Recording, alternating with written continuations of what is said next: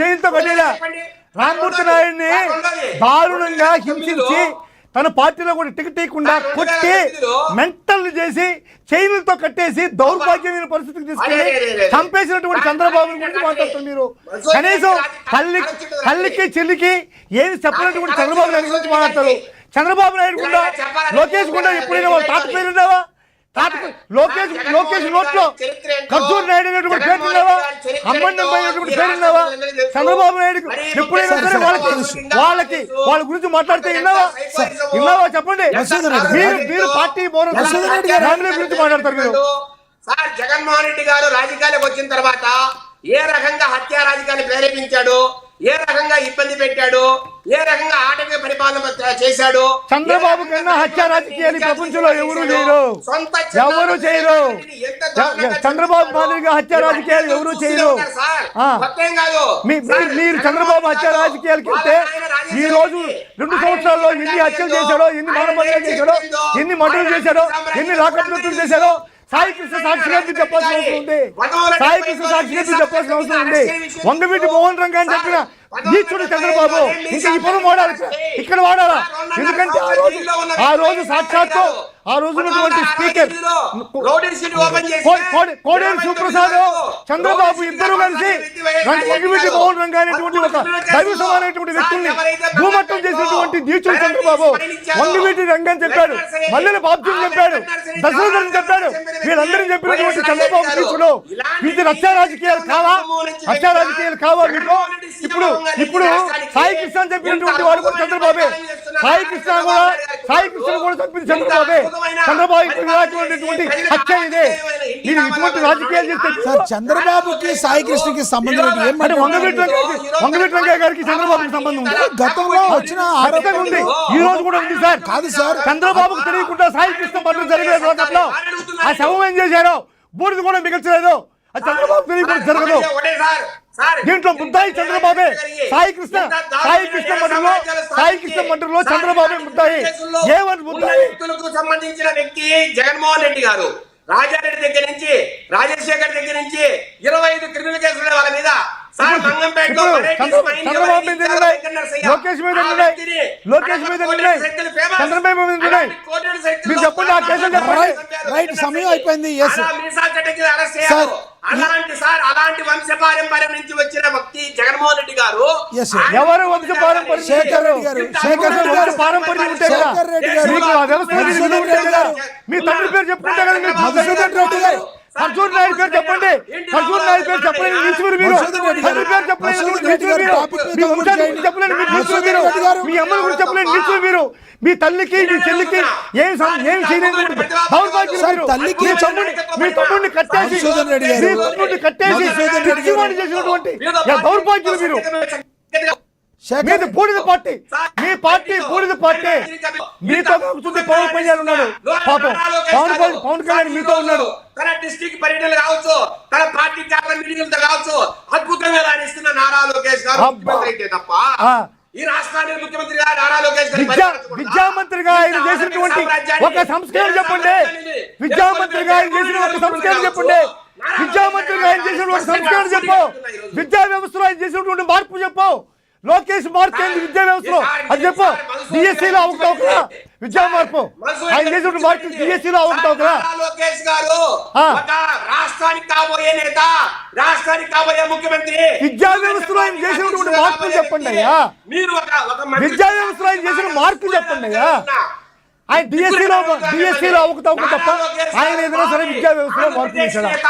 ఈ రాష్ట్రానికి కాబోయే ముఖ్యమంత్రి నువ్వు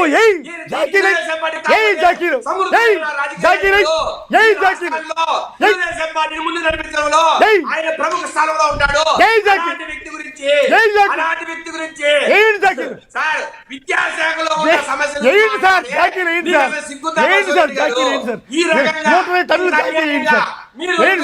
ఆయన చేసిన ఒక సమయం అయిపోయింది. మిత్ర అభిప్రాయం అర్థమైంది. లోకేష్ గారు రానున్న రోజుల్లో ముఖ్యమంత్రి అవుతారని చెప్పి టీడీపీ అధికార ప్రతినిధి విజయశేఖర్ రెడ్డి గారు చెప్తుంటే జాకీలేసి చెప్తున్నారంటూ మధుసూదన్ రెడ్డి గారు చెప్తున్నారు. మిత్ర అభిప్రాయం అర్థమైంది. ఎస్, లక్ష్మీకాంత్ గారు చివరిగా చెప్పండి, కంక్లూడ్ చేయండి మీరు ప్లీజ్. సార్ ఇప్పుడు ఒక 5 నిమిషాలు ఎవరు మాట్లాడుతూ దయచేసి చెప్తున్నాను. నాకు ఈ మధ్య ఏంటంటే టాపిక్ అనేది జనాలకు వెళ్ళాలి కానీ వీళ్ళు గొడ్ల పార్టీ అనడము ఇక్కడ, లేదంటే వీళ్ళేమో ఈ గొడవలు పడతా ఉండంటే ఇట్లా గొడ్ల పార్టీ అంటారు సార్. అంతేగాని విషయ పరిజ్ఞానం లేకుండా ఏదో టాపిక్ డైవర్ట్ చేద్దామని నేను మాట్లాడలేదు. నేను ఇందాక అభివృద్ధి గురించి మాట్లాడా, లోకేష్ గారు ఒక నాయకుడిగా ఎట్లా ఎదిగారు అనే విషయం గురించి మాట్లాడా. సో ఇక్కడ ఇంకో విషయం చెప్తున్నా సార్. ప్రస్తుతం విద్యా సంస్థలు ఏ విధంగా అభివృద్ధి చెందినవి మాకు చెప్పగలరా అని వైసీపీ నాయకుడు మధుసూదన్ రెడ్డి గారు అని అన్నారు. సార్ ఒక మాట చెప్తున్నా సార్, కోర్టుకి కుచ్చుటోపీ పెట్టి బైజూస్ అనే కంపెనీ ఇవాళ దివాలా తీసే కంపెనీతో వైఎస్ జగన్ రెడ్డి గారు పెట్టుకున్నది ట్యాబ్లు ఇవ్వడం అనేది చాలా నీచమైన చర్య. పెద్ద స్కామ్ కూడా దాగుంది. అది సాక్షాత్తు కోర్టులే చెప్పినాయి. ఇంకోటి, పాఠశాలకి రంగులేసి మేము అభివృద్ధి చేసామని మేము చెప్పుకోవట్లేదు.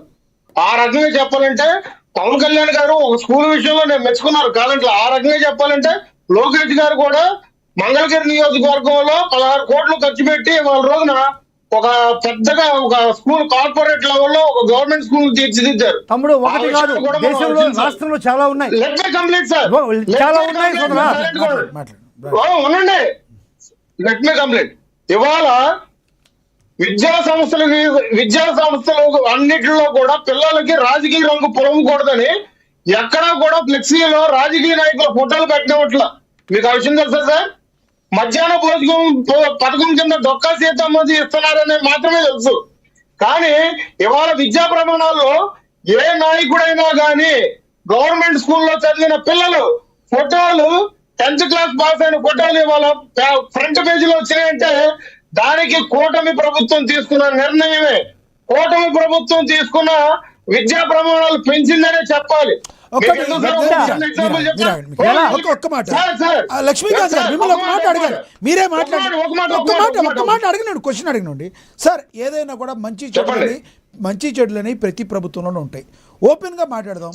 జగన్మోహన్ రెడ్డి గారు కొన్ని సరిగ్గా చేయలేదు కాబట్టి ప్రజలు అటువంటి తీర్పు ఇచ్చారు.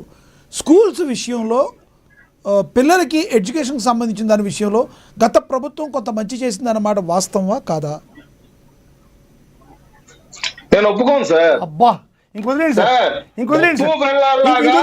వాళ్ళకి ఈయన కూడా పుస్తకాల్లో తెలుసుకున్నాడు సార్. జనసేన నాయకులు కూడా పుస్తకాల్లో చెప్పండి ఆయన ఎందుకో చెప్పండి. నేను ఒక మాట చెప్తున్నా. ఒక దండపూడి లాంటి స్కూల్లో ఇంగ్లీష్ మీడియం ఉండాలి అని చెప్పేసి వాళ్ళని అదేమంటారంటే ఒక రుద్దుడు చేసి వాళ్ళని బయటికి తీసుకొచ్చి సభల మీద మాట్లాడించడం కాదు సార్.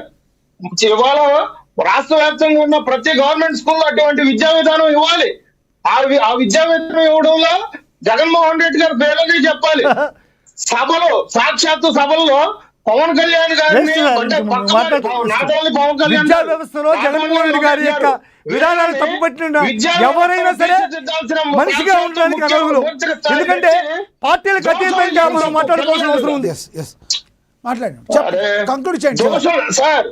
చెప్పండి. విద్యా ప్రమాణాలు పెంచాల్సిన అప్పటి ప్రభుత్వం జగన్ రెడ్డి గారు సభల్లో పక్క పార్టీ నాయకులు తిట్టించడం తప్పు. జగన్ మావయ్య అని పాటలు పెట్టించుకోవడం తప్పు. సార్ ఇక్కడ నేను ప్రధానంగా చెప్తుంది ఒకటే, రాజకీయంగా పిల్లలకి ఆ రంగు అనేది పొడవకూడదు. ఆ విషయంలో ఇవాళ రోజున కూటమి ప్రభుత్వం ప్రత్యేకమైన శ్రద్ధ తీసుకుంది. తల్లిదండ్రులతో మంత్రాలు జరుగుతుంది. నెలకు ఒకసారి మీటింగ్లు పెడుతున్నాం.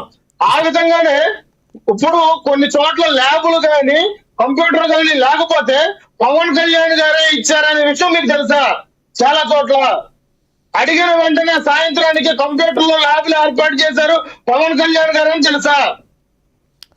కూటమి చాలా రేపటి భవిష్యత్ కోసం కూటమి ప్రభుత్వము చాలా పారదర్శకంగా ముందుకెళ్తుంది. ఈ విషయంలో మాత్రము మేము ముందే ఉన్నామని చెప్తున్నాం. రైట్, మీ అభిప్రాయం అర్థమైంది. మీరు చివరిగా చెప్పండి సార్. ఇప్పుడు విజయశేఖర్ గారు ఒక్క నిమిషం ఉండండి, మీరు మాట్లాడండి. సార్ పవన్ కళ్యాణ్ గారికి